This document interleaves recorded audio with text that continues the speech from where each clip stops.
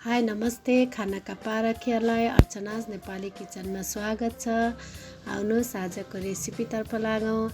आजको रेसिपी रहेको छ धरानको फेमस आलु निम्कीको। यो बनाउनका लागि आवश्यक पर्ने सामग्री यस प्रकार रहेका छन्। मैले यहाँ आलुलाई उसिनीवरी लिएको छु। 5-6वटा आलु रहेको छ। त्यस्तै गरी 2टा टमाटर, एउटा प्याज र एउटा अकबरे खोर्सानीलाई लिएको छु। खोर्सानी यहाँले आफ्नो स्वाद अनुसार लिन सक्नुहुन्छ।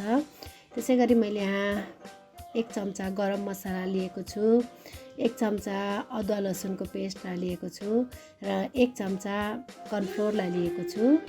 आउनुहोस् अब बनाउनतर्फ लागौँ। र सबैभन्दा पहिला मैले यहाँ प्याज, टमाटर र खोर्सानीलाई पिसेर पेस्ट बनाइसकेको छु। अब एउटा प्यानमा तेल तताएर म यसलाई पकाउन गइरहेको छु।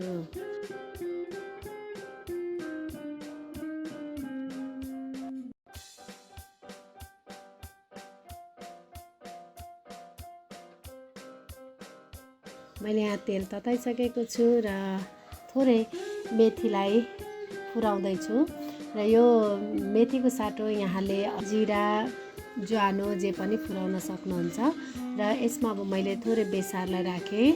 त्यस पछाडि अघि हामीले पेस्ट बनाएको टमाटर, खोर्सानी र प्याजको पेस्टलाई यसमा राखौँ र एकछिन यसलाई पकाउनु पर्ने हुन्छ। त्यस्तै गरी अदुवा लसुनको पेस्टलाई पनि राखौँ र यो सबै राखिसकेपछि यसलाई हामीले मजाले चलाएर एकछिन पकाउनु पर्छ।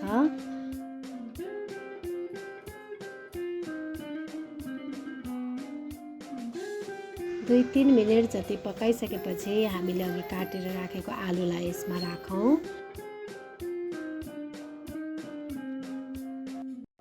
र यसलाई पनि राम्रोसँग मिक्स गरौँ।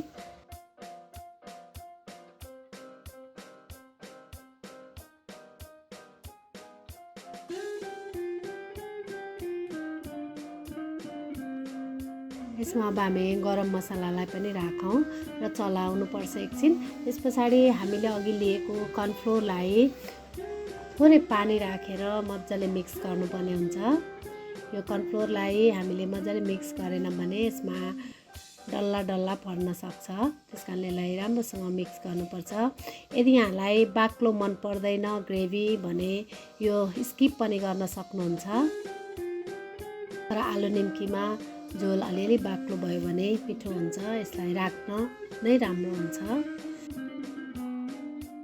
यो कर्नफ्लोरलाई पानी राखेर यसरी आलुमा हालिसके पछाडि एकछिन चलाउनु होला र एकछिन 2 मिनेट पछाडि हामीले 1 गिलास जति पानी राख्नुपर्ने हुन्छ। अब यो पानी राखेर हामी यसलाई एकछिन पाक्नको लागि छोड्छौँ।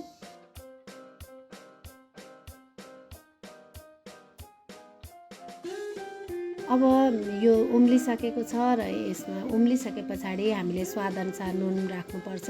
यहाँले आफ्नो स्वादअनुसार राख्न सक्नुहुन्छ।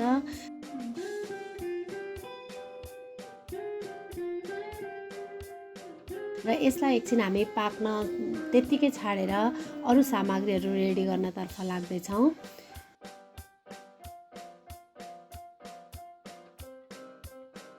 मैले यहाँ 2टा प्याजलाई मसिनो गरी काटेर लिएको छु।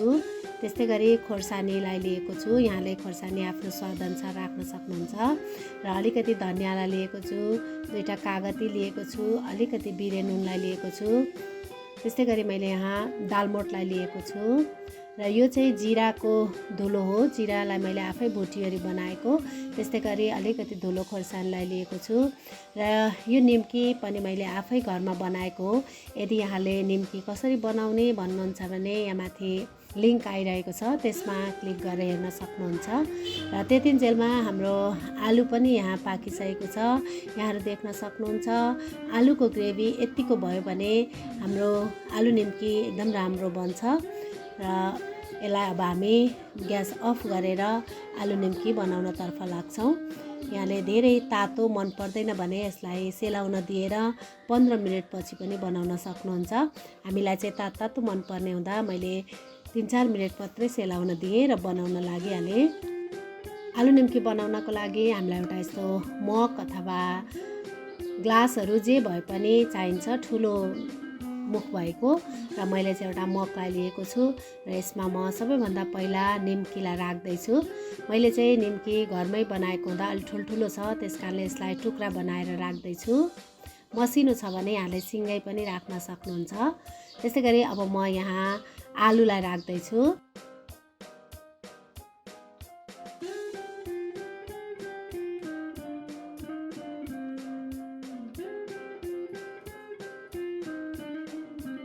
आलुलाई पनि राखेँ र आलुलाई राखिसकेपछि मैले बिरेनुनलाई राखेँ। त्यस्तै गरी धुलो खोर्सानी, जिराको धुलो, प्याज,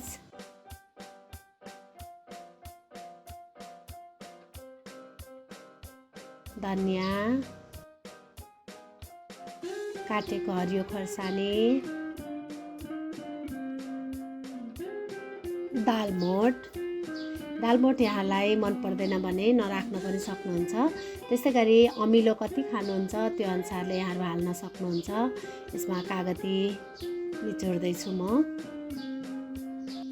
र यो सबै राखिसकेर हामी नाइफको सहायताले यसलाई यसरी मिक्स गर्छौँ।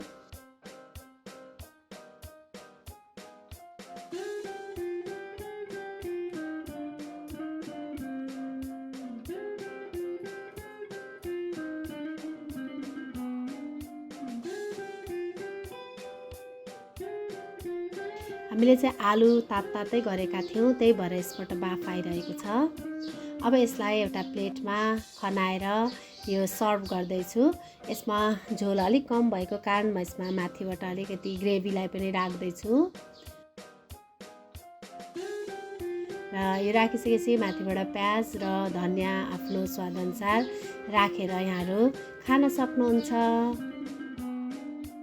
आलु निम्की हेर्दैखेरि खाउँ लाग्ने भइरहेको छ। म यहाँलाई बाइट खाएर पनि देखाउँदैछु।